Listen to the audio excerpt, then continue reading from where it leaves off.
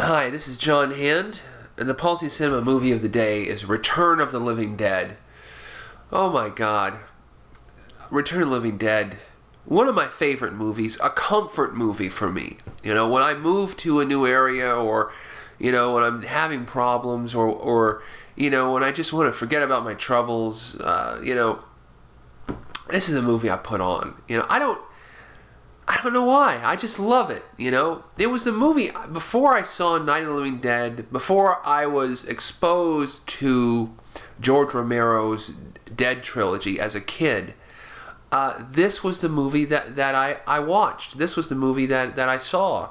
In fact, I learned about Night of the Living Dead from James Cameron's opening rap at the beginning of the film. You know that movie, Night of the Living Dead? Da-da-da-da-da?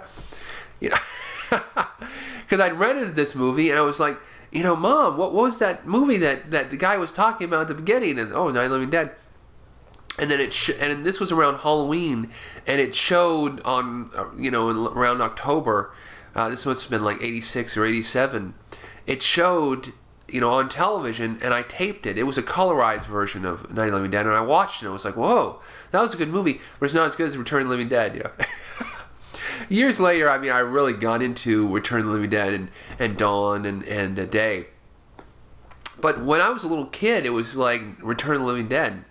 It was the great film, that I'd watch. Well, really, when I was a little kid, I used to watch it and just not really watch it, just jump around. It's just so hyper.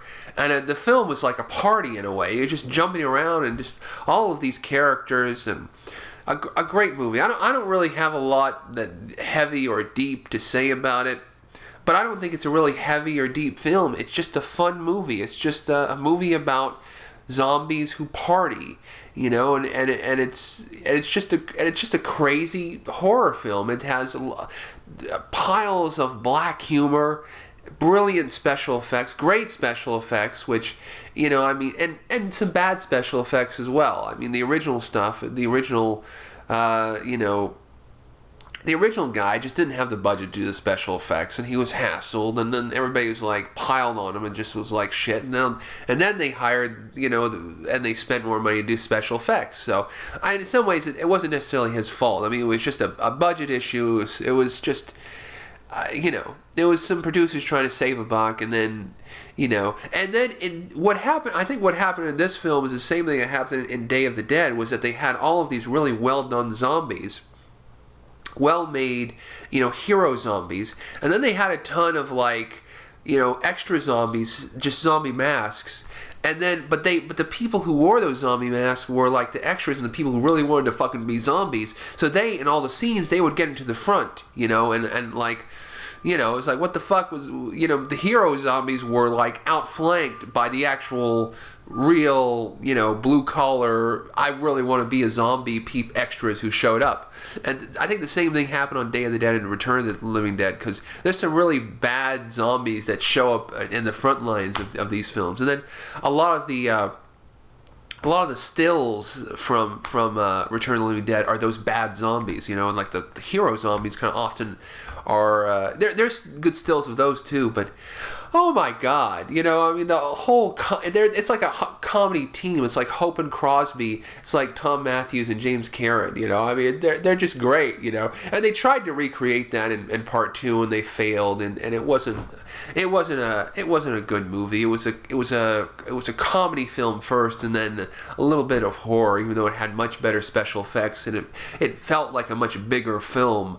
It was like a whole town that was besieged by zombies as opposed to just a cemetery in part 1. But Return of the Living Dead part 1 is just the archetypal Return of the Living Dead film. I've seen 1, 2, and 3, and then I haven't seen those whatever Necropolis or whatever the 4 and 5 or whatever the fuck they're up to right now. But punk rock zombies, man. Punk rock zombies. Everything from the poster art to Linnea Quigley as this naked punk rock zombie. My god, great film, great movie. Clue Gallagher, as the straight man, I mean, to those, bumbling, workers, And the beginning of the film, to me, it feels like it feels very observational. You're just watching Tom Matthews and James Kieran do their job and just hanging out. You're just like, okay, yeah, man, Friday, buddy boy, Friday, you're just kind of like, wow, feels good. When you're watching it, feels like almost like whether it's not your Friday at work or whether it is, it just feels like, oh man, yeah, man, this is the beginning of the weekend, I'm going to groove out, and then the rest of the film kind of feels like a treat. It feels like the weekend, because it's just so observational. You feel like you're really there with these characters in this Oneida Medical Supply, and oh man, yeah, just throwing a little bit of that foam, they're just hanging out, doing packing, and he gives you the grand tour and all of that stuff, it feels like you're there, just chilling with these guys, The whole thing of the whole anecdote about the skeletons from India, and how they've got skeleton farms in India, which is kind of based on reality a little bit, that there was some issues with grave robbing and shit going on with India, and just a great vibe. And then it goes into the zombie stuff, and you see that it goes into the night of the zombie rampage, and it's just excellently directed by Dan O'Bannon, who's just a great director. He definitely has that good grasp of like a fucked up sense of humor. It's not in The Resurrected, and it's a shame. If he had made more films, directed more films, I think it would have came out. I mean, this film was originally supposed to be directed by Tobe Hooper. I think it was originally even slated for 3D or something like that. I mean, it had gone through a really torturous production process because, it goes from the John Russo Return of the Living Dead book and the whole thing, the whole Image 10, the whole, right split between, the John Russo camp and then the George Romero camp, which kind of separated in the 70s. And George Romero went off and did Dawn of the Dead, Day. And then, of course, the John Russo went and did his own thing and was the force behind Return of the Living Dead. Though I think the original Return of the Living Dead novel that John Russo wrote, I don't think it bears any resemblance to the final product, the final film. That was, definitely had the influence of Dan O'Bannon was there. Oh my God, Dan O'Bannon. It's a shame he's not here anymore. It's just, listening to that, that's also one of my favorite commentary tracks, is the DVD and the Blu-ray commentary with Dan O'Bannon. And then I have the UK Blu-ray that has the original audio mix, because Dan O'Bannon remixed the audio when it came out on DVD. For years, it was not available on DVD. For years, there was only that Tartan DVD, PAL DVD release, which was just... not as good as when they re-released it, and oh man, it's great. We had to wait so long for Return of the Living Dead to come out on DVD. It was like, I think 5 or 6 years after DVD came out, finally we get Return of the Living Dead, Oh man. I can't say enough about Return of the Living Dead. One of my favorite movies. A great film, and I think I'm just going to stop babbling and give it a rest. Man, Return of the Living Dead, great vibe, great special effects, great performances, comedic, funny, Tarman, more brains. Oh, just a fun movie. Everything I love about movies. Yeah.